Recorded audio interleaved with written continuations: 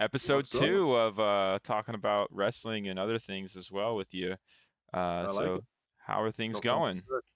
Things are going good, man. Things are going really good. So it's been a busy week. I know you've been busy too, but Hmm. repping my Colts today since the owner of the Colts passed away yesterday, Jim Irsay. So it's a big blow to our team. It's a big blow to Indianapolis and all of Indiana, and anybody who really, you know, follows the Colts know how much Jim Irsay has done for charities and everything over the years. So gonna rep Jim Irsay today with the Colts. Yeah, when it comes to I know you're not football, a football fan. I know you're not. I know you don't follow any of that stuff. So you're probably like, "Who the heck is Jim Irsay?" It's yeah, okay. yeah, that's Well, good. that's that's more of my dad's thing of his football. Uh, the most I know about football is you get 6 points from a touchdown, but Awesome. Good job. Hey, you're halfway there. Look at that. yes, but yeah, so What yeah, we got on tap this week, my man? what's up? What do we have on tap this week? Well, the only thing we got on tap is what was it? Season 2 or no? Season 2 of SmackDown or what? What it was? Yeah, Season 2, yeah, episode 26, something like that. Yep, yeah. It was June 27th, 2002, 2002, and and you were not with the company during this time I yet. was not. Okay, I was not. I was already gone. okay. How long Yeah, how long were you gone? And for those of you who aren't aware of what we're going to be talking about, it's the first debut of John Cena and as well as Batista in WWE, correct? correct, correct. Yes. So at this time, when when how long has it been since you've been away from the company? 6 months. 6 months. Okay. Yeah, I Okay. was there for all of '01. And yeah, we can get into more of that once Yeah. we get Sure. to Sure. Sure. you know, But but so I think it would be more interesting if we save one of the bests for last, which is how the sure. show opens with Yeah, Cena's debut and ruthless aggression and yeah. Reverse engineering here on this one. Yeah, I like yeah, it. I have a lot to say about that. But so we're gonna skip that and we're gonna go to the Skip next thing. the opening segment. Yes, and Yep, we're gonna go to the next thing, which is a tag match. tag match. And I love tag matches, and I do too. it's with Billy and who's Billy the and other guy? Chuck. So Billy Gunn and Chuck Palumbo, Yes. right? They've been together since probably November or so. They've been putting together before I left and all that. So they've been together probably about 8 months at this point as a Hmm. tag team. They got Rico Constantino, who Gotta love those mutton chops. oh man, Rico's a great dude. Great. He was a good wrestler too. But the WWE figured him more as a managerial spot. And they're gonna be taking on Billy Kidman and no, is it no, not Billy Kidman. I have notes here by the way. Hardcore Holly, Bob Holly, and Val Hardcore Venus. Holly.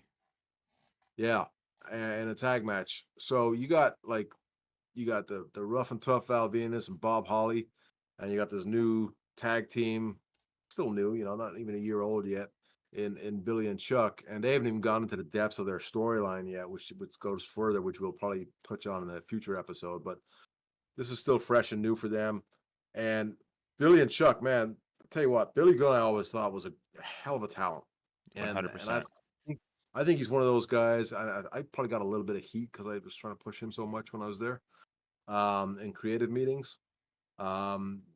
Three wrestlers I probably pushed too much when I was there. Got me a little bit of heat, but it's okay. Um, but Billy always looks so good.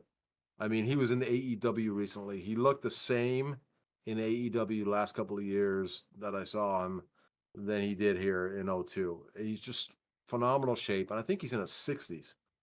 So Okay, damn. here on SmackDown, he's in his early 40s, and he Really? looks I amazing. would have never guessed. Yeah, amazing, right? Especially with the way he's wrestling in the ring and Yep, things like that. I would have never guessed he's in his 40s. yeah. Listening around like a junior, like he's in his 20s. But and Chuck Palumbo, I thought was always a good talent. Definitely better in a tags, situation. He used to team with Sean O'Hare, who I managed for a little bit out here, UPW.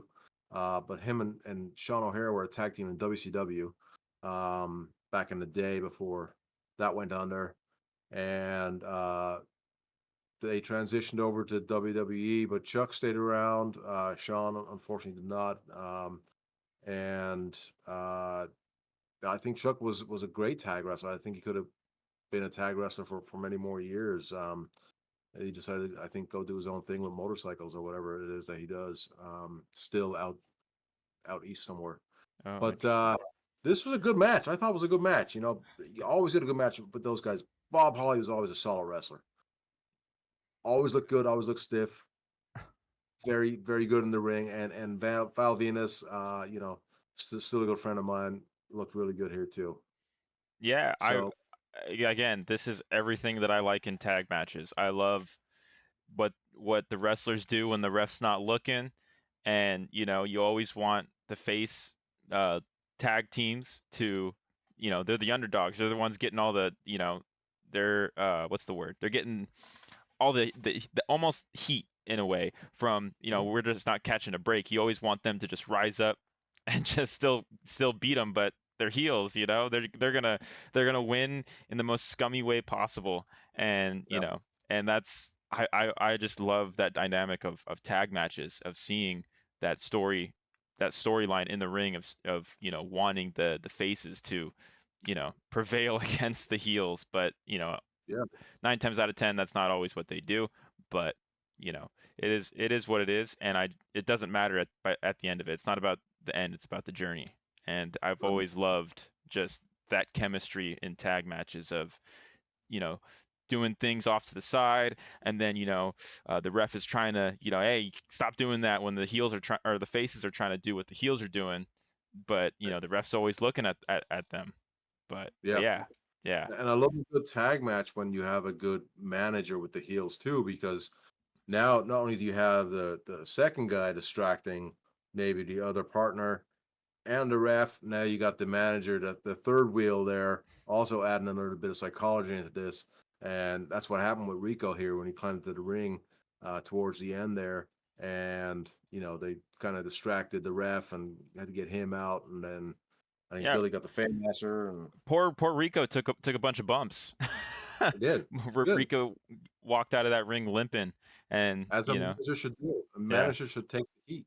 yeah, yeah, and Say, I feel like that's what we'll see a lot of in this episode, or that's what we've seen a lot of in this episode, is a lot of people on the sidelines. A lot of, is what I noticed in this episode. I don't know if that's just how this era of wrestling was, but there was a lot of managers, a lot of people on the sidelines, a lot of um, just someone's coming out with somebody, and they're yeah, gonna eventually, somehow sway the match in a certain way. yeah. But Yeah, yeah. we had a yeah, you'll see that in this show. Yeah, for some matches here, but yeah, I mean, I like to keep the managers to 3 or 4 max and have them mean something. You Hmm. know, I do think that there was a period here where we had a lot of people coming down or were at on the sidelines, as you said, but at the end of the day, it didn't really mean much. Like back in the day, you had Bobby Heenan, who had the Heenan family. He managed, 4 or 5 guys at a time, and when he was out there, it meant something. Yeah. And if this guy was losing, he'd bring another member of the Heenan family down to help out, and it was really a family. Jimmy Hart, he had his clique of guys, and so, we're kind of missing that these days, although we are seeing it now with Paul Heyman and his little stable that he seems to be putting together. And hopefully we see a third man come soon to join, Maybe Raw and tomorrow. maybe Maybe tomorrow tomorrow. night. We'll see. But yeah, yeah. I thought this was a solid match, very entertaining. Um, Yeah. and a lot of things, or a lot of stuff that happened in this episode, and especially with this match, is even the people who aren't tagged in are still wrestling. They're still, fighting, and that's another thing I like about tag matches. That I feel like we don't get enough tag matches nowadays, especially to this caliber that we see in this particular episode of SmackDown. But yeah, Yeah, good. It was a good match. It was a good match. I like it. Yes, agreed. Uh, And you want to then move on to the next? So, well, I mean, gotta talk about Tori Wilson. We're plugging some bikini thing here for yeah, this weekend. I don't this know what, definitely did not age well. but I don't know if this is the first or second time Tori's come out in a bikini, Yeah. and that was that was the era back then. It was a lot Yep. of TNA. Promoting And Divas Undressed. is that what it was? Yeah. But it was starting to dwindle down at this point. You had board. It's gone public. Now you had the board members who were kind of like, let's ease off that a little bit, and Yeah. it started, less and less, but yeah, this was I totally forgot about this. I was watching, I was like, oh, okay, I guess we're doing this. Yeah. But Tori is great, man. I mean, she was just an awesome person, and you know, I could see her saying, yeah, let's do it, because she's proud of who she is and what she's got. So why not? And that's how a lot of the girls, even Stacy, you see her later in the show, that they were down to earth and got it. It's like, the guys go out there in their trunks, why can't they, Yeah. Especially as long as it means something, it's meaningful. And I think maybe it didn't mean as much as a match here, but it was promoting the show for the weekend. I mean, to the Divas credit, to the Divas credit who that came out, showed themselves in their bikinis, they were getting bigger pops than most of the actual wrestlers. Well, yeah, I mean, 75% of the audience are male. I mean, what do you expect? Well, you didn't see some of the women cheering them on. It's like, that's great. Yeah. So that's good. Yeah. Yeah. Yeah. Well, we could talk. Were a lot cooler back then. What's that? Wrestling fans were a lot cooler back then. Oh, what's wrong with wrestling fans now? Are they just not a bunch of bitches? Online internet wrestling community, if they don't get their way, they cry and whine, and AEW is the best. WWE sucks. AEW sucks. WWE is the best. Instead of like, this is wrestling. Let's appreciate what we have. Let's support both companies. Let's support. Hey, this match sucked over here. Doesn't mean the company sucked. This match sucked over here. Doesn't mean the company sucked. Yeah. They have both good qualities. But now it's just this tribal thing online where you have wrestling fans constantly, week after week, just going head to head and just bitching at each other, and then it gets into really like nasty shit. I mean, really bad. But yeah, it's insane. Yeah, it's like Star Wars fans, man. You can't you can't talk about certain things with Star Wars fans, or you cross Marvel fans. At the time, Marvel, the Iron Man and all those like early movies in the MCU is what they call it. You know, everybody liked them, but now people have become so much of a critic to where they're like, well, it's not like the original, and it's never going to be like the originals.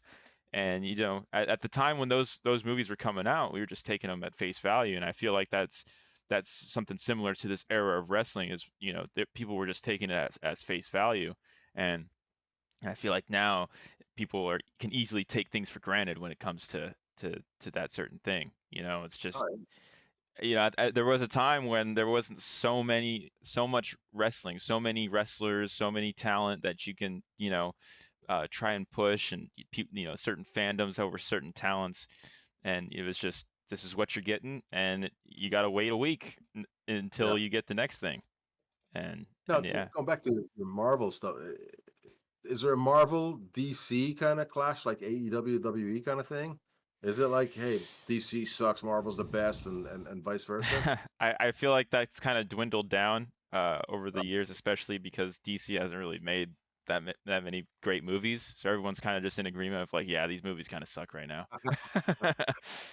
Hopefully that changes on July 11th. July 11th. Look up, because Superman's coming out, and I hope it does a lot better than the other movies that are coming out that year or that month, which is Jurassic World, Fantastic Four, and the Smurfs. The Smurfs is coming out that month as well. Smurfs. It's a childhood, or it's childhood. It's a child summer movie, so it'll make money because that's the only thing that's coming out for kids that month. Stop. Yeah, But I feel like they've made, made 4 or 5 Jurassic Park movies at this point. I think more. I think they've Oh my made god. six Jurassic Jesus. Park movies. Well, okay, so there's Jurassic Park and then there's Jurassic World. Jurassic World is like their own Oh, series that takes place even after better. all the Jurassic Park movies. Yeah, Yeah, who and knew? those were all right. But anyways, back to wrestling. Yeah, we got from Tori Wilson to prehistoric monsters. Okay. Hey, who else would have gotten us to that topic? Yeah, yeah. So, But then yeah, backstage we had Jamie Noble with Nydia, oh and yes, another thing that and didn't age well. let me tell you something. Like I don't care. Noble and Nydia together were hilarious back in the day. Okay. You look a lot of their promos together. They were so good. They were so good together. Jamie Noble, hell of a wrestler. He's a agent now. You'll see him on Raw or SmackDown Yeah, sometimes when he he's looked familiar. yeah, yeah. Super wrestler back in the day. And then Tajiri, probably one of my favorite all-time guys to ever deal with. Yeah, So funny. And I still believe to this day that he speaks English and he just has not told anybody yet. that would be amazing Yeah. because the way he acts, you wouldn't have guessed. You would not That's have why he was backstage. You really. know, we did the whole Regal Tajiri stuff when I was there, and that's one of my main things with him was, and everything was, his laugh and his nodding and all that, and I'm like, this is I fucking this guy knows what I'm talking about, you know, and but he's a super dude, but yeah, so they are gonna go up against in a tag match here momentarily, right? Yes, Uh, but before that, we have because there was something before. I thought there was a match before, or am I wrong? Am I getting ahead of myself? well, well, after uh, Jamie Noble promises the jury that he'll get a little bit of action with Nydia if they win tonight. Yeah. And Nydia kisses Tajiri a little bit and gives him her gum. Um, we see Hogan arrive in the arena Mm-hmm. to a loud pop, which he doesn't get anymore. And then go to a pre-tape of Lance Storm vowing to, win for Canada and screw USA. And then right after the commercial, we go into that match of Mark Henry. That's right. That's what I Um, was thinking about. Well, Sorry. actually, dude, this show, Mark Henry did some kind of strongman competition, some weight of 172 pounds that he lifted it with one motion, which nobody had ever done before, and raised it up, and that was a huge deal because he is so strong, world's strongest man at one point, obviously, and so that they kind of pushed this match with that little promo, and then we go into the Lance Storm Mark Henry match, and it was a good match. I Yeah. mean, Lance is a hell of a worker. Mark was still getting his feet under him there. He's still kind of new to WWE at this point. But he's still good, man. He was still really good, and I'm surprised that they put Lance over on this one. Yeah. Uh, I was very surprised. promoting Mark Henry in that promo, but it is what it is. Um, and then yeah, so next is backstage. Taker getting on his bike, and Yes. So, how long has Taker been champ at this point? I don't know. Okay. Again, been a busy week. Haven't done a lot of research on this one, but Same. Sorry, guys, but yeah. But he is the undisputed champ. So he comes out and he's doing a promo about being the undisputed champ and how he's going to you know confront The Rock on July 11th when The Rock returns to WWE from filming, and they show some footage of uh, the championship match, but out comes Kurt Angle, yes, right? Kurt Angle, which we will get into more later. But Right? yeah, because Kurt. Now this is the thing that kind of I was I was questioning a little bit because Kurt Angle comes out challenging Undertaker. They have a little promo, and Taker calls him a punk, which which was pretty funny. And then Kurt Angle challenges Taker for the title, but throughout the episode, we're being told that Jeff Hardy challenged Taker to a ladder match on the next episode of Raw. Right. So So that's Raw's Monday, and Angle's challenging him for next SmackDown, which is the Friday after. correct. But I guess what I'm getting at is why would Kurt challenge Taker if Taker might not have the title by Yeah, SmackDown? I agree with that. Yeah, yeah, You know, it absolutely. kind of spoils. I mean, I don't know what the results were of that episode of Raw, but I was kind of just like, well, doesn't that kind of like spoil what's gonna happen on Raw? You know? Yeah, I mean, you can see it both ways. It's kind of like, he's the champ right now, so that's who I'm challenging. Yeah. I'm challenging the champ. Now, if Jeff Hardy wins on Monday, then I'll challenge Jeff Hardy. I mean, you can look at it that way. It's not a huge of a deal. I mean, I didn't even think anything of it when I was watching it. It was just okay, Okay. challenging the champ. Yeah. Yeah, not a big deal. They gotta promote next SmackDown. Look forward to Kurt Angle versus The Undertaker. Yeah. Now, I don't know if you keep up with memes when it comes to wrestling, but was this pre-Perk Angle or like do you know what Perk Angle means? Or Perk Angle is? I Have you think I do. have you seen the memes where he's just like what is it? Ruthless aggression, where he's just like it's like a montage of him like suplexing people, and I think it's called a suplex, and just him going crazy. And is this before or after that? I haven't seen it, so I don't know. Okay, all right. Well, because I was gonna ask that because that was one of Oh, the biggest questions that I had. okay. I thought that was something else, but okay. Yeah, yeah. Anyways, No, um, that's okay. but Um, yeah, go ahead. yeah. So then, this I didn't wasn't too crazy about this. Where Angle's like, "Hey, can I see the belt? Can I see the belt?" And it kind of makes Taker like, "Oh, well, you won't do anything, will you? Okay." I mean, come on, right? Yeah, This I didn't like at all.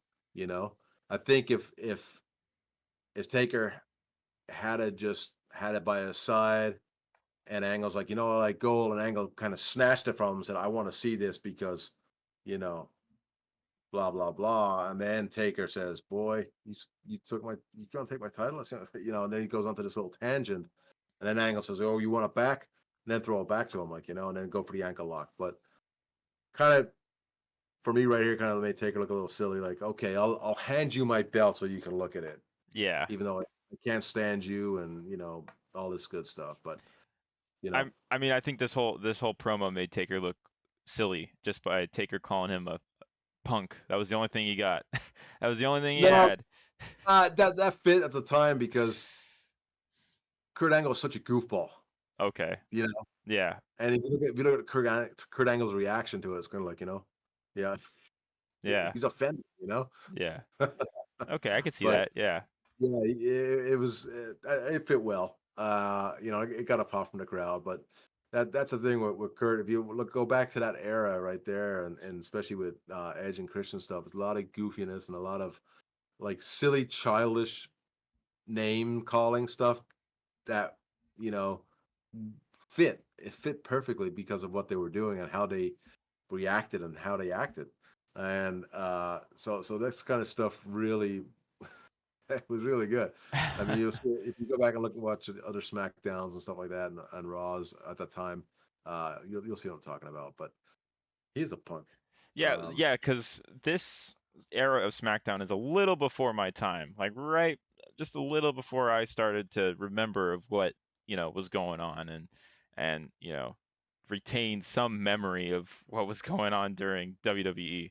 yeah, I would say probably around 2006, and then, a little later is when I started to that's kind of the era that I remember. Um, and so you were 5. 2005 more so. No, you were 5 then. Oh, 2000. yeah, 2000. Well, I might have been 6.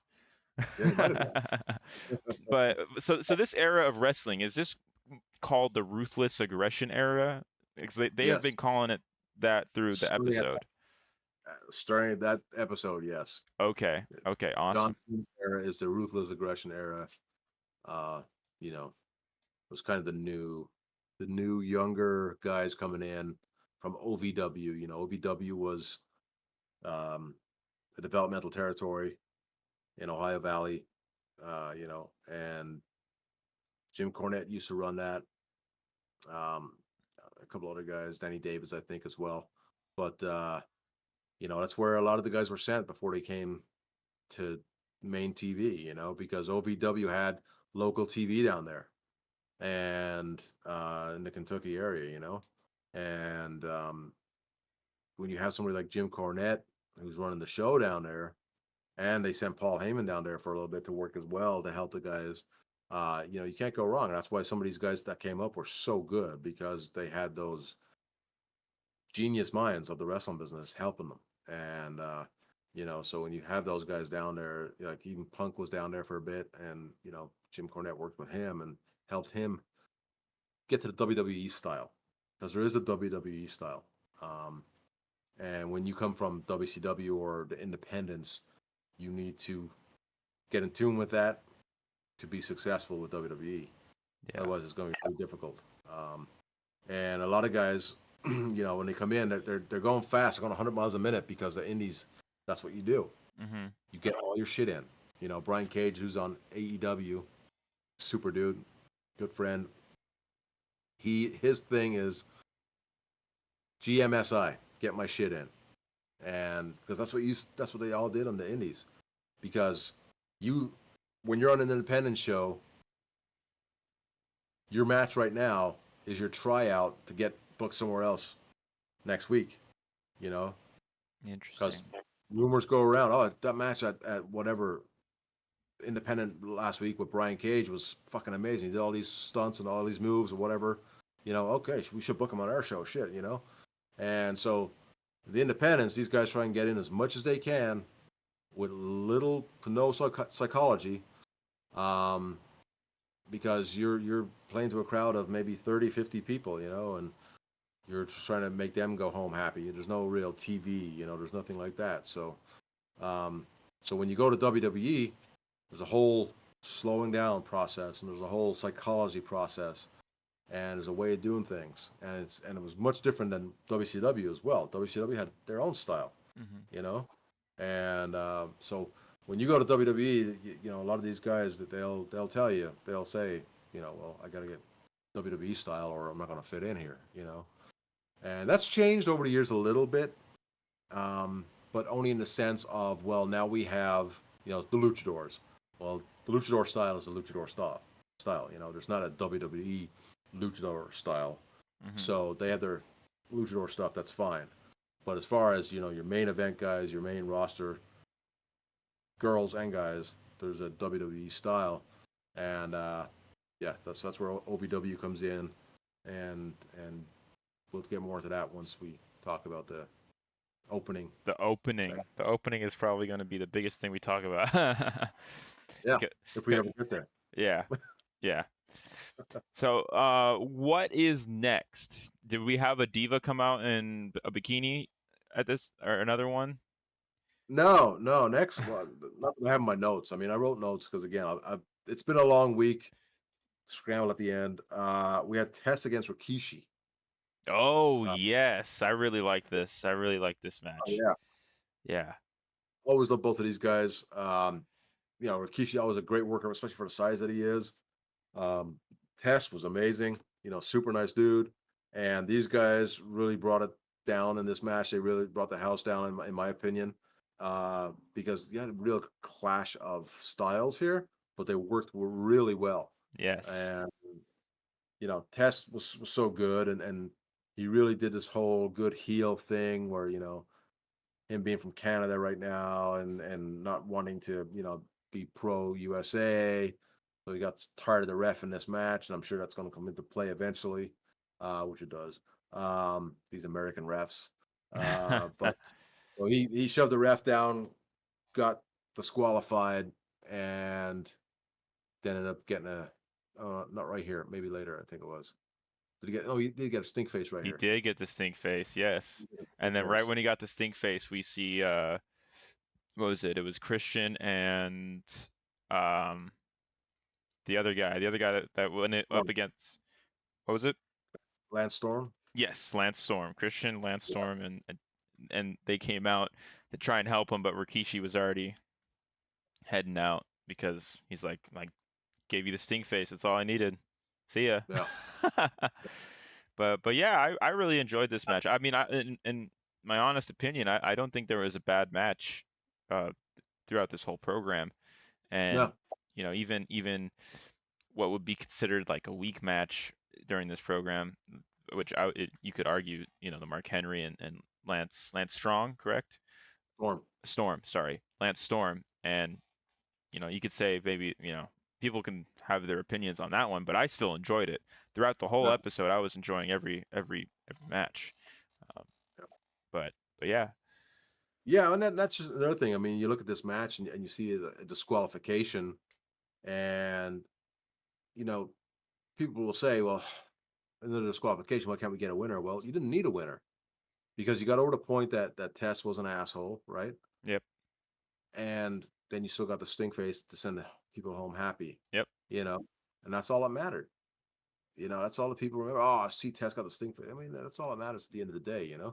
And I think today in booking matches, a lot of times there's these disqualifications and nothing happens. And it's like, well, you got to have something come of it. I mean, you can't just have a disqualification and then nothing, and then a few matches later, another disqualification. It's like, what are we doing here? yeah. I'm saying WWE. I don't see that in WWE. I'm saying somewhere else, but um, yeah. So this ended up being a good match. This ended up being a good finish, and like I said, sent the people home happy with the stink face. Yeah. But then we go backstage, and it's Vince and Hogan. You know, We see a little picture of Stacy Keebler, correct? Between them. was that Stacey in the background on the I wall? think so. I think so Yeah. because they used the same picture with Taz and Michael Cole. On the Yeah. cover. Yeah. Okay. Yeah, but I always enjoyed these segments between Hogan and Vince because knowing the real animosity that's there, between, and I would say there's animosity, but they've had issues in the past, and as far as being hard headed with maybe with contracts or whatever it may be, but to see Vince and then go at it face to face like that is like you can really see and understand some of the pent up aggression that Yes. they Yes. And I think this backstage moment was pretty good. And yeah. watching this, there's a lot of backstage moments, and all of it fit in well with the program. And I feel like nowadays we don't really get that with, we see backstage moments, but most of the Right. time it's not like it doesn't really feel as important as it used to. Um, Right. if you can, if that makes sense. But Yeah. No, I agree. I mean, there's a lot of times, I mean, there are some good backstage segments, but I don't see as much anymore where you're seeing a storyline continue backstage and then it comes back into the arena later, or there's a lot of just promos, but yeah, I'd like to see a lot more storylines evolving throughout the whole show. We used to say you have a thread, right? You have a thread, and it goes through the whole show, and that's where you start and that's where you finish. and Uh, this whole episode they're talking up the main event of the episode, which is Hogan and Jericho. And like you right, said, it goes through that whole episode, and you know they I feel there's nothing like that in today's WWE episodes, whether it's Raw or SmackDown. There's no like, hey, this is the main event for this episode. Stay tuned, keep watching, and this whole episode is going to have little segments that'll build up to that moment. mhm, And I feel like we don't get that as much anymore. yeah, agreed, and I think um, there needs to be more focus on promoting, you know, how important the main event is. I mean, I remember, you know, we would do stuff where, it was Hogan and Jericho, for example. Here comes Hogan into the arena, but all of a sudden he gets fucking, boom, kiboshed as soon as he arrives. And now you can go a million ways with this. Holy shit, is Hogan going to be okay to fight tonight? Hmm. Or, Hogan finds Jericho later, halfway through the show. Boom, now they're getting pulled apart again. It's like, holy shit. Now I want to see these guys fight. Now I really want to see this. I'm not going anywhere. Yeah. But I think now we're in an era of where, well, it's on Netflix. So you can go somewhere if you want, or you can come back later and watch it. It don't matter, because it's streaming. Yeah. Back then, it was on cable, and we want you to watch this show instead of any other show over there. So here's the thread, and here's what's going to keep you tuned in. Here's, we're going to dangle that carrot, you know, Yeah. and that's what kept you hooked for the whole show. Now, you know, yeah, they'll promote it and they'll, you know, tease you a little bit, but it's not as like, holy shit, can't miss this. Yeah. Agreed. Agreed. Yeah, Uh, going back to current, what's going on in WWE. I recently was watching this week's episode of Raw, and it was with Gunther and Logan Paul, and I I Gunther is probably my favorite wrestler right now in the business, and that promo between him and Paul for this, I think it's this week's Saturday Night Main Event, I believe, yeah, because we're gonna yeah, have Logan Paul versus Jey Uso, yeah, and Gunther comes out, he's like, well, dude, like Jey Uso beat me. What makes so you're saying if you could beat Jey Uso, that means you could beat me, you know? yeah, And that kind of, promos is what is just what I love right now. And yeah. that's, Gunther right now, I feel like they should be doing a lot more with Gunther. And, but I feel like over the past couple of years, um, there's been a lot of wrestlers where you're just like, man, I would just wish they could be doing more with this guy. And, you Mm. know, Well, I mean, I think they will. I think it's part of the plans. I have Gunther around for a long time, mhm, and I think he's gonna always be that main event guy. As they say, you can only have the belt on one guy at a time, right? yeah. So Jey Uso's hot right now. You want to take advantage of that. Um, you can't just keep going Jey Uso Gunther, but if you throw another person there like Logan Paul, now it's like, oh, okay, this is interesting now.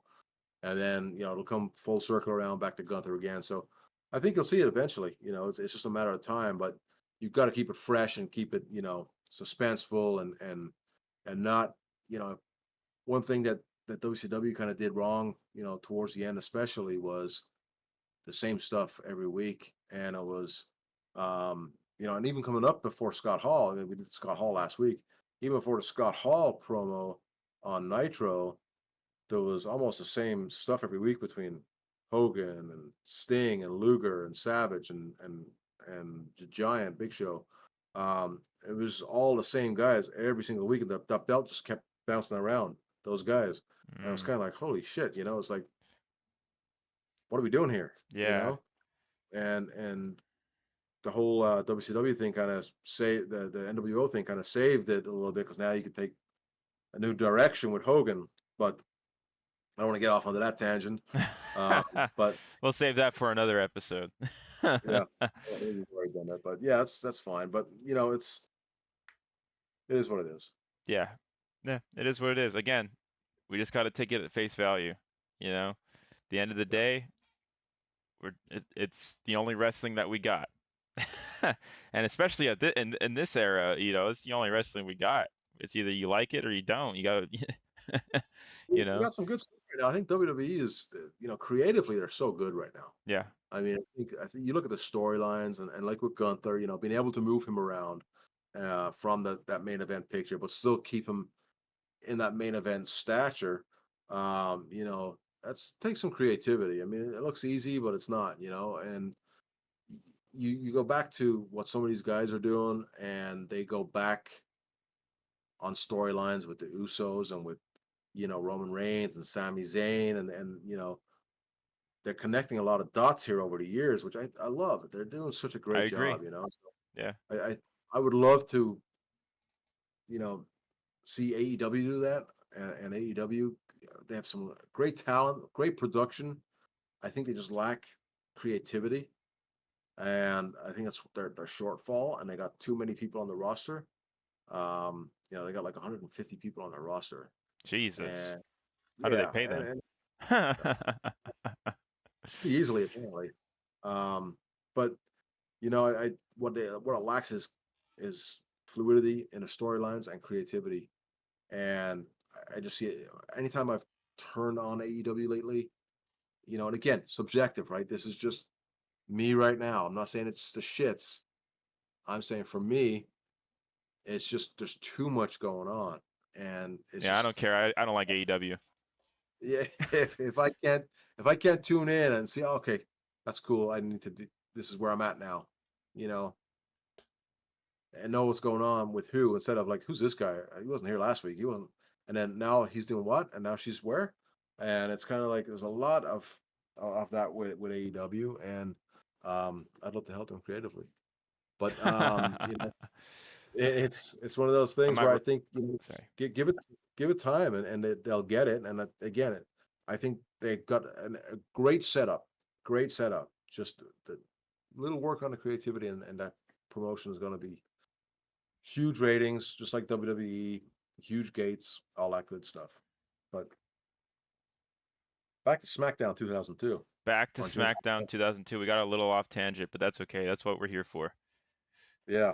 But so then you had backstage with Lance Storm and Christian and Test bashing the USA and America sucks and all that stuff. Yeah, the prejudiced So refs. just support them, Yeah. But then we have tag match,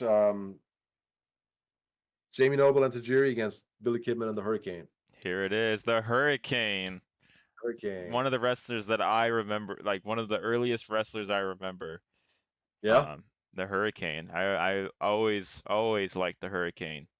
Um, Good I move. He's it's been also so long since I've seen him wrestle until this episode. yeah. So I can't really say that he's held up. But in this episode, in this match, I would say he did. I think he was really entertaining to watch. Um, Oh, has been, yeah. but yeah, I when I found or when I saw that the Hurricane was coming out, I was like, no way! I was so excited. I was like, this. I remember this guy, and yeah, seeing him wrestle had a little nostalgia for me. Uh, Yeah. but yeah, And he's a producer in WWE, so you'll see him out there with Jamie Noble pulling apart sometimes. okay, Um, he still works for WWE. that's good. That's good. Yeah, but this is a good match, and entertaining as always.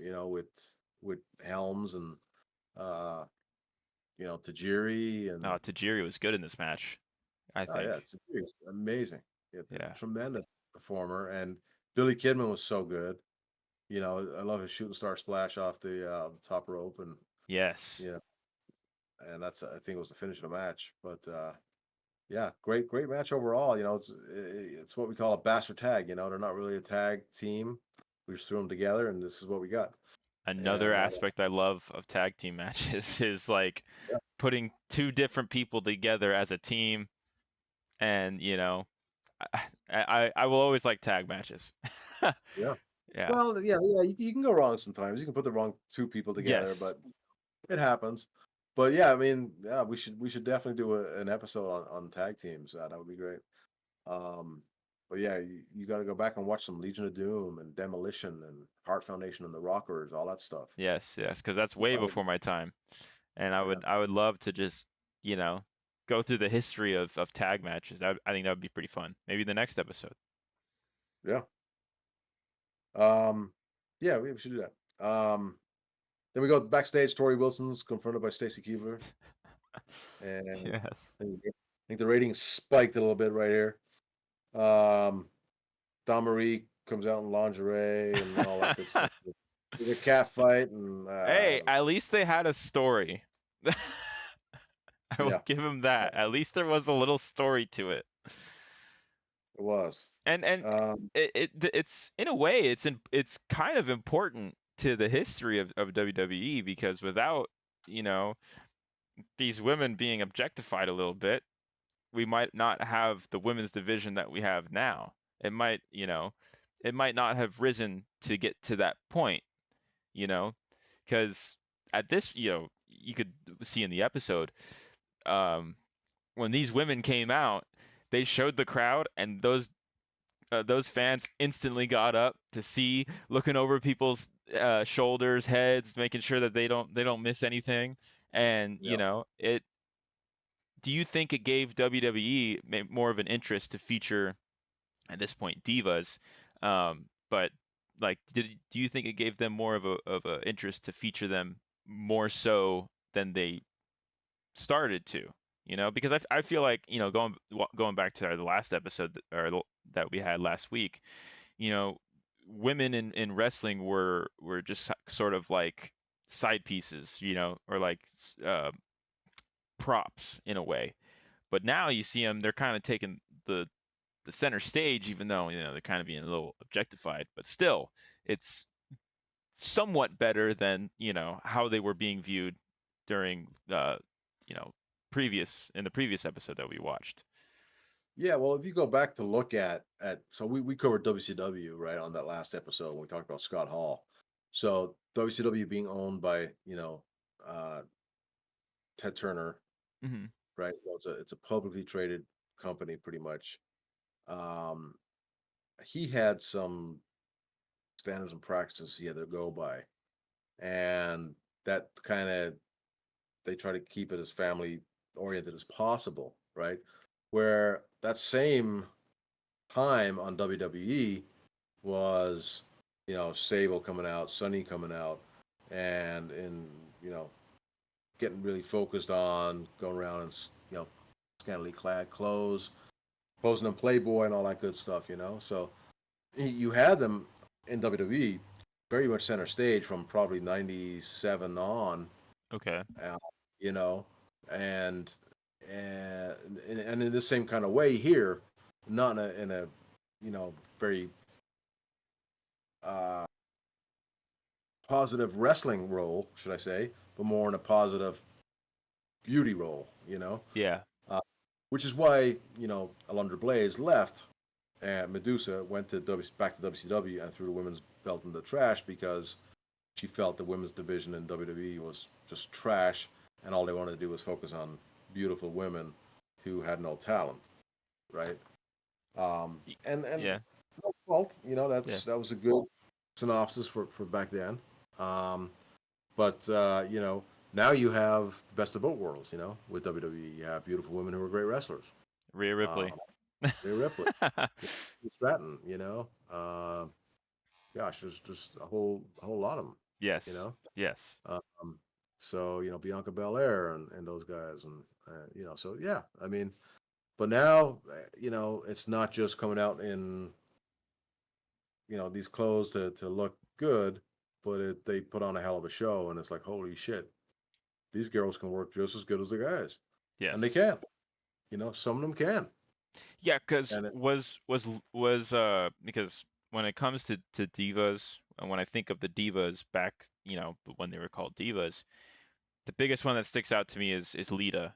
Was Lita with the company at this time, or too. Yeah, I think she still was. Yeah, okay, okay, because I and mean, I just left in '01 and she was still there. So yeah. okay, and were the divas wrestling, or was this kind of just like a one note thing where it's just like, oh, let's just have divas come out in bikinis and you know stuff like that. Like, were there divas matches at this time?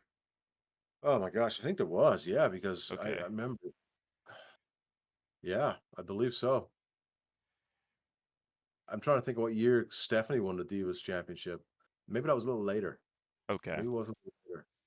But they did bring the Divas title back, or the women's title back, and then they had the Divas belt with the pink one. So no, actually, it was later because I remember, Natalia winning it and all that. So at this point, I don't know if they had a women's title during this SmackDown period right here.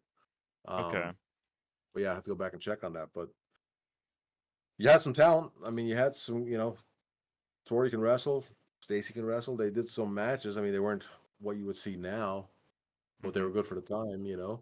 But you're right. I mean, to get to where we are now, that's where we had to go, right?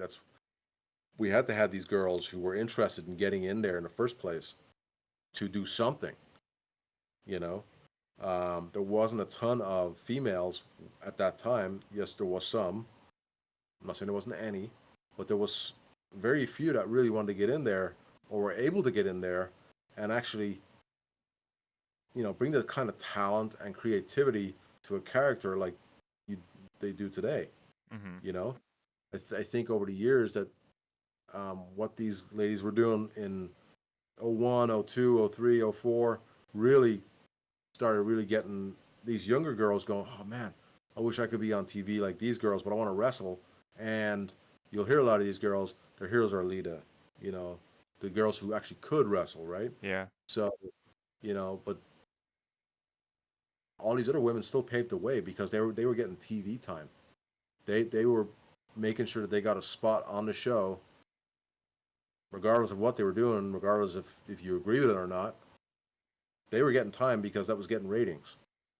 And if it's getting ratings, then it's good for business, right? Yeah.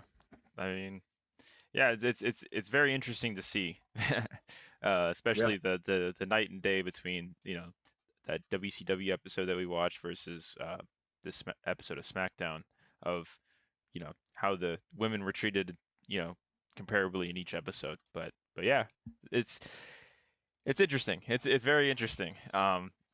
Yes, it didn't age well, you also but got to remember though. You also got to remember, and you know a lot of these. If these girls didn't want to do something, they didn't have to do it. 100%. Yeah. You know, and yeah, I've heard Trish Stratus talk about this. Where she's like, "Oh man, that storyline with Vince where he made me bark like a dog in the ring, so good. It made sense for the storyline." And she's 100% correct. Just because she's a female doesn't mean that, it's like you had guys going out there and getting dog food shoved down their throat by another guy who's, you know, called a bulldog, right? Yeah. And that's okay because it's guys. But when it comes to girls having to be, degraded, it's like, oh, now we're, objectifying women. It's like, no, we're not. It's Yeah. part of a storyline and it makes sense.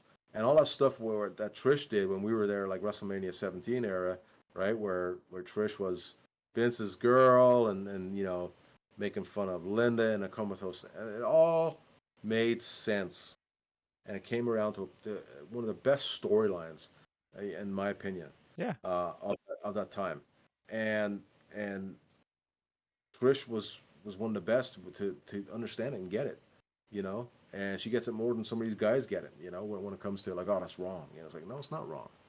Yeah. If it's wrong, we'll do it. They You they know, there was a we're all choice. There was a we're all choice. adults here. Yeah. Oh yeah, and that's just it. Like a lot of them think, oh, they made. If WWE makes these, no, they don't make anybody. Okay, if you don't want to do it, then don't do it. But guess what? Then they'll say, well, if they don't do it, they'll get fired or they'll get dropped on the card. I was like, okay, well, let me tell you something. If you walk into a movie set and the director says to you, hey, this is what we're doing today, and you go, no, I'm not doing that. What do you think is going to happen to you on a movie set? Are you Getting still out going of to get there. top billing? Are you still going to, be given a role? I don't think so. So, you got to understand, it's the same thing. It's a TV show. Yeah. It's entertainment, you know, and I never met one of these girls who ever said, "This has gone too far. This is not. I'm not doing this." I could go on, but it's not objectifying women, and maybe it didn't age well because now we're more PC. Well, Well, some people are. it's I also think it's. because of the I think stuff it's that's come fine. out of with Vince. I feel like that I kind of mean, plays into it. well, I mean, at the end of the day, there's a creative team there who's also putting this together. Yeah, 100%. I agree. And it's not Vince just saying, "Hey, I want her put out there in brown panties so I can just watch her." No, that's not what's happening. Yeah. So, but you know, it is what it is, and I think it's aged fine because Tori looked like $1 million, and Yeah. she still does. So, um, then we go on to backstage we had Chris Jericho interview, Yes. and he talks about how he injured Edge's shoulder a few weeks ago, and how he's going to do that to Hogan tonight. Perfect. And yeah, looking Yeah. forward to that match. By the way, then we get Farouk, who's Ron Simmons, and Randy Orton against Reverend Devon, and the debut match of Batista. Yes. And This was. I love this Go match ahead. for a number of reasons. Go ahead, though. If you want to talk about it, go ahead. Tell me No, what no, you no, liked about because it. you're gonna hit the same points I'm gonna hit. So you go you go right ahead. Probably not. I love that they put Devon, who's been a tag champ many, many times over, with Batista in this match. Veteran with a new guy. Mm-hmm. And then you have Randy, who's still pretty fresh, with Farouk, who also veteran, was in the tags for a long time. Did do a solo run, but was in tags for quite a bit as well. And I love the way they put the veterans with the new guys. And this is what's missing as well is getting these veterans out there with these younger kids and teaching them, how to work a match in front of a big audience. Yeah, sure. Batista and Orton, they both came from OVW, same school as Cena, right? And they got great training down there. But all you're in front of 15, 16,000 people, it's very different than wrestling in front of 150, Mm-hmm. you know? So to have those guys in there during that match with them, I think was awesome. Great match. Really good Never match. was fun. Never was fun with the Brother Devon gimmick, and the Deacon Batista, who was Batista before this match. But go ahead. No, I was going to Tag say match, so you gotta love it. yeah, it's a tag match. I'm gonna love it, and I was gonna hit the same points. It's nice to see uh two different eras of wrestling with each other and complementing each other, and yeah, that's it. And I was kind of taken back with the Devon priest Yeah. gimmick. I was like, what is this? I don't that doesn't for lack of a better term jive with me. Yep. But yeah, no, I thought this was great. I was not expecting to see this match, um, because when we pick these episodes, usually it's one match that is already told. Okay, this is what is going to be the most talked about thing in this, or was the most talked about thing in this episode, and everything else I have no clue what to expect.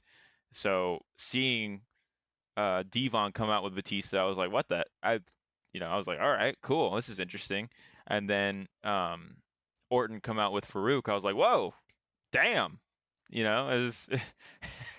was it was really cool to see, and to see Orton with hair was pretty interesting. Now this isn't Orton's first debut, correct? That he's been No, it's not his first match. okay, No, but okay, he's still pretty fresh though. He's still pretty new to the system. He's only been there a short while. Um, but yeah, it was a good match, and I think Orton got some good offense in. Obviously, Batista looked like the big badass, and especially with the yes, finish. Get the win. Um, and you look at it now, and Orton's still there, right? He yes. looks better than ever. I mean, Orton looks incredible now. And then you look at Looking Batista. back, back then when he debuted, it was like, damn, this kid looks good. This kid's he's in good shape, But here we are, 23 years later, and he looks even better. It's incredible. Yeah, Incredible. and then Batista. I don't know what happened to Batista. He just Oh, yeah. yeah. Anyways, so so yeah, that match was fun. And then what next up was the main event? Next, we have the Hogan and Jericho. Yeah, yeah. So Hogan Yes. comes out first. He's coming out to WWE's version of the Hollywood Hogan music, NWO music, um, which I kind of dug. I was kind of cool, and I I like will this version of Hogan where he's in the red and yellow, but he's still got that NWO beard. yeah. That was really cool. Yeah. And really brought in both of the eras of Hulk Hogan. I will always like his original music. His "I am a real American." I don't know. I've always liked that entrance music.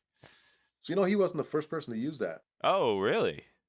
Uh, Barry Windham and Mike Rotunda uh, were a tag team, and they used that music to come out to before Hogan came back, and then Interesting. Interesting. they gave it to him. I shouldn't say he took it, but they gave it to him. It made more sense, sure, because that was what they were going for, right? The American patriot, and Yeah. yeah. So Interesting. anyway, Interesting. Yeah. little tidbit. I didn't know that. Yeah, Little now you fun do. fact. Yeah. And so then after that, Chris Jericho comes out, and I've always been a fan of his intro.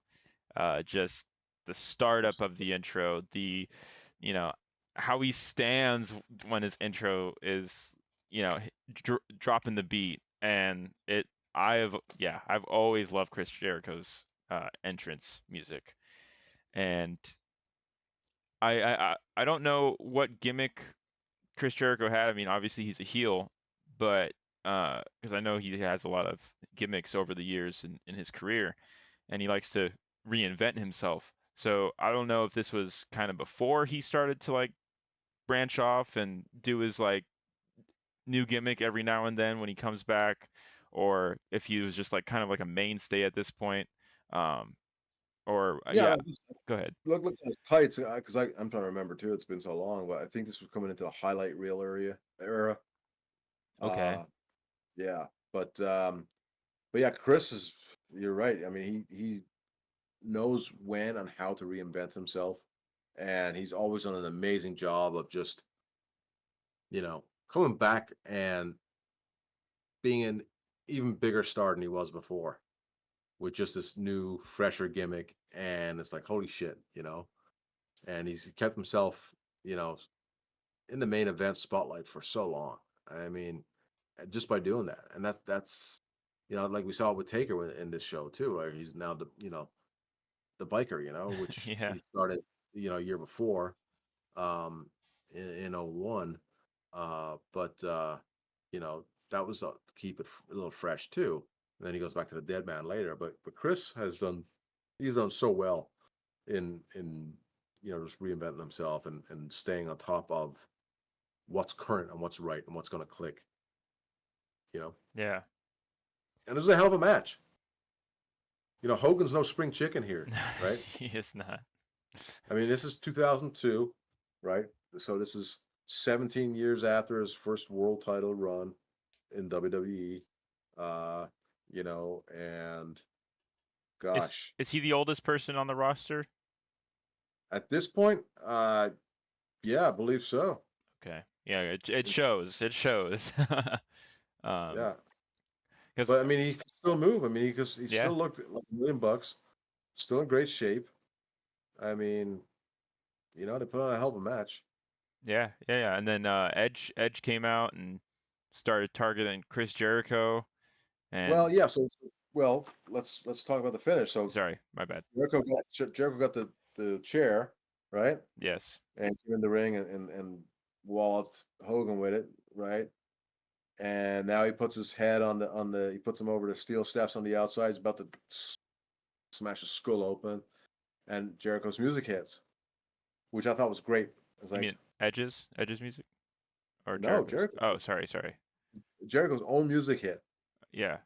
which was so good because he's now what the I'm here. Where's my music hit? This Yeah. is so great, and you can see the people in the audience are even like, "What the?" Like what? But you knew what was going to happen, right? Because how and where and when, and then here comes Edge doing the Jericho pose, and Yes. he runs down, and now Jericho tries to leave the ring, but Hogan stops him, and Edge gets a bit of heat on Jericho, and sends them all home happy, and Hogan and Edge pose together, and Hogan must pose, as Bruce would say. Hogan must pose. Was that Yeah, like a big thing that they wanted? Like just that was a Vince thing back in the day. gotcha. No matter what Interesting. happens at the end of the show, Hogan's got to be able to get up there and get his heat back. Even if he loses the match, just to get some heat back, and then he can pose. Hogan must pose. That was you got to listen to Bruce's show. Okay, But okay. so now we got that out of the way. Let's rewind Let's rewind all the way to the beginning. all the way to the beginning. The reason why we're making this episode. Yeah, we finally got to Um, it. the debut of, well, before we get into it, at first it starts off with Kurt Angle coming out to the ring. No, Basically, what? it starts off with Vince in the ring. That's correct. Sorry, my bad. Yeah, So Vince, yeah, he's already out there. The show comes live after the open, which I love the open, by the way. The Beautiful People by Marilyn Manson. Great open. yes. Uh and here comes Vince in the ring, and he's like, hey, it's time for some ruthless aggression around here, meaning the start of a new era. So we've already talked about the young blood of Randy Orton and Dave Batista, Mark Henry, you know, and so now he wants to invite down his good friend who just made Hulk Hogan tap out last night. First person to ever make Hulk Hogan tap out. First Uh, person to make him submit. Hulk Hogan has never submitted and before not last this. night, I mean last Sunday, because this Yeah. is Friday. Um, so then here comes Kurt Angle. With his beautiful music, his beautiful intro. Even back then, when did they start chanting the "You suck" to the music? Do you know or Oh yeah, early on. I mean, okay? long time ago. Yeah, Gotcha. Yeah. And he comes out basically, boasting about how he, is the greatest and how he put um Hogan in the ankle lock and, you know, just made him submit. And then then he takes off his headgear to reveal that it's a wig and that letting his bald head shine. Then he comes out and he's like, all right, who else back there, wants a piece of this? Now he's riding the high of taking out the Hulkster, and he's like, let's go. And then it's a little hesitation. All right, waiting around. I guess nobody's coming out, and then and then this music hits. That great music. I disagree. I did not like this intro music, and once this music hit, I was like, what's this? And then I see, and then nobody comes out. Nobody goes to the ring, and he wrestles nothing and wins. But no. It's John Cena. John Cena in orange shorts or what red shorts or bright, Red and black shorts. Yeah, yeah. And Kurt Angle asks him, who are you? I'm John Cena. Very cheesy, very cheeseball, and everything about this moment, in my opinion, was just. I'm just gonna say it was just awful.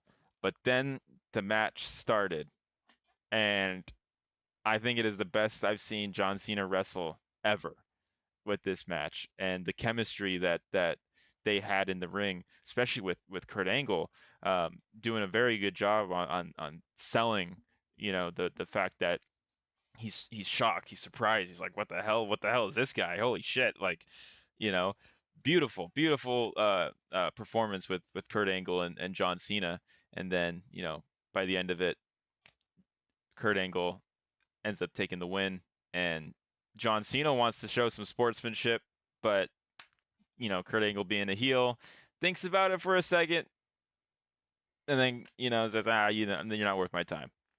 And yeah, I thought this match was probably the best match of the episode, probably right next to the Batista match because I like tag matches, uh, but yeah, yeah. No, it was great. I thought the promo beforehand um was a little, I don't say corny, but it serves its purpose, right? yeah, It's like, it fits his gimmick.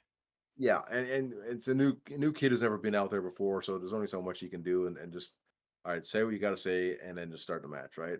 Uh, John worked his ass off, man, for his first match out here, and you got to get a lot of praise to Kurt Angle, man. Yes. You know, you can have a great match without a great partner out there.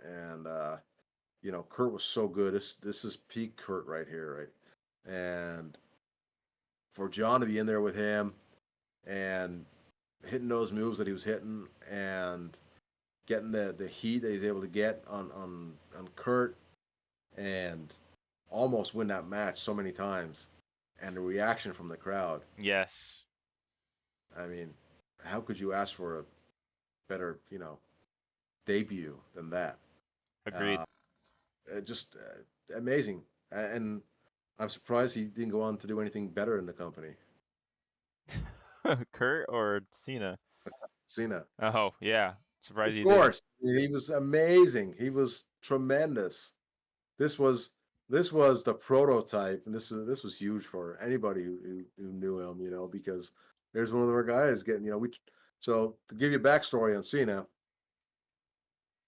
he was working out in Gold's Gym in L.A., and I was with a promotion called UPW back then, and two of the brothers that worked with us, the Bell brothers, who are very much involved in weightlifting now, and Mark Bell has his gym, and Chris Bell is a documentary maker. Um, but they were up in the gym because they used to work out a lot, and they got to know John, and they told John, "Why don't you fucking be a wrestler, man?" So they said, "Come down to the school." So they got him to come down to the school, and right away he was picking it up, easy peasy, lemon squeezy, man, with John Cena. He was getting the moves, no problem. Understood it, knew how to cut a promo, no problem. And within, I don't know, a year, he was getting a developmental contract to go out to OVW in Ohio Valley, and took his prototype gimmick and went out there with that. And I think they ended up calling him, he was prototype for a little bit, and then they called him Mr. P or something like that. And Mr. P. whatever. Yeah. But, and then got the call up to WWE, and to see how far he'd come from his days on the West Coast to this moment. Incredible. Yeah. I mean, for somebody to get it that quick and to really just understand the business, and I mean, you're going out there and he sold his ass off. Everything that Kurt Angle hit him with, he was dynamite with it. Really Yeah. was. And that match, you got a big rub of that match. Doesn't matter that he lost. He was phenomenal. And then after the break, you go backstage, and he's back there with a couple of guys. I think Ron Simmons and Billy Kidman and somebody else there, and Yeah, there was one tell other him, person there. tell him how great of a job he did. And then here comes Taker, and to do a segment with Taker after that match, where Taker saying, "Hey, great job, kid," and Cena's looking like, "Wow." Well, that was a wow moment. In Yeah. reality, that was a wow moment, because not only is Taker in that promo putting a lot of stock in Cena, but the company as a whole filming that promo and that backstage segment and airing it on the show is saying, "Hey, we really like what we saw. We believe in you." Great segment, great opening match, and that's where it all began. That's where, here we are, 25 years later. 23 years later. Yeah. 23 years later, and because John Cena ever a heel before he is now? Yes, Okay. And yeah. So after this match, they didn't really do much with him. really, Yeah, he was on the roster and he was doing matches here and there, like a regular on the show. And like in October, November, I mean, he's tag teaming with Billy Kidman in some kind of match for the Halloween episode or whatever. And then he turns on Billy Kidman when they lose, and then he comes out, I think, the week after, and that's when he starts his rapper gimmick. yeah. So he was still, Thugonomics. he was still short haircut, prototype looking John Cena up until another what August, September, October, 3 months. And you know how that story goes. I don't know if now how that story goes, but Not they're on a really. tour in Europe.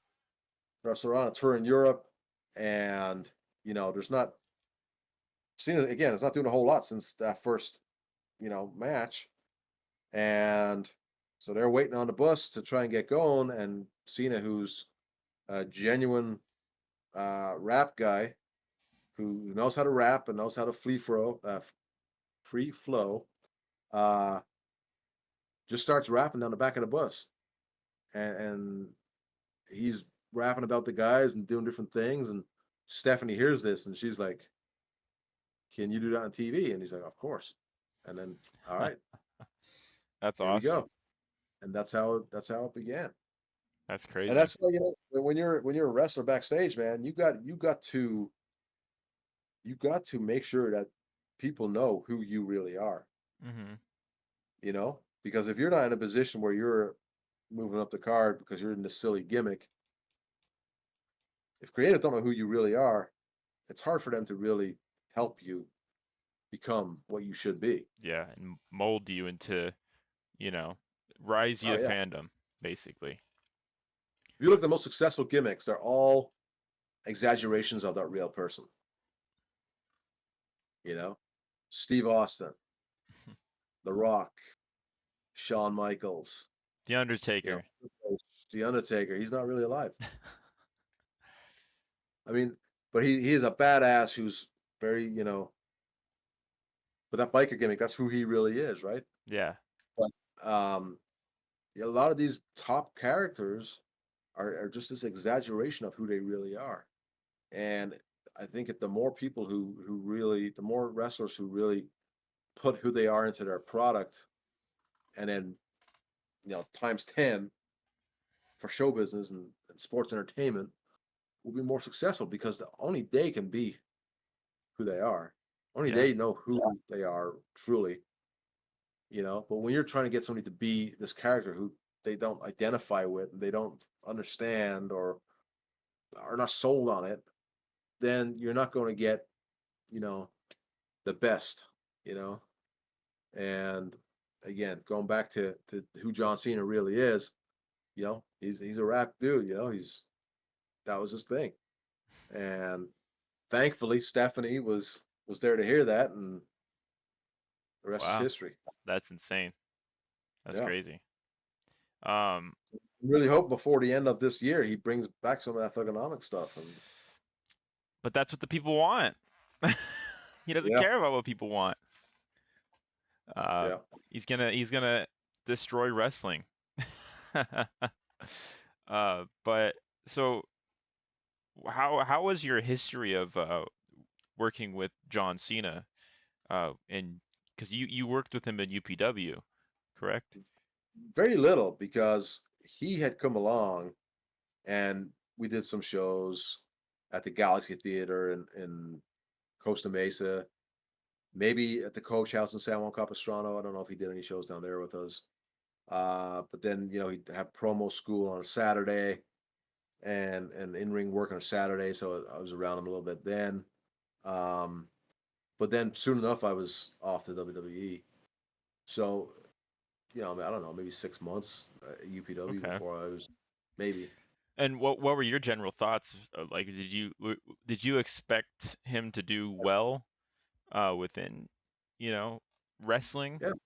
And Oh yeah, you could tell he loved it. I mean, you could tell that you know, he was respectful of what he was learning, and he was respectful of everybody around him, and polite, awesome dude, the kind of dude that you would want in your wrestling school, setting a good example of how to be with everybody else.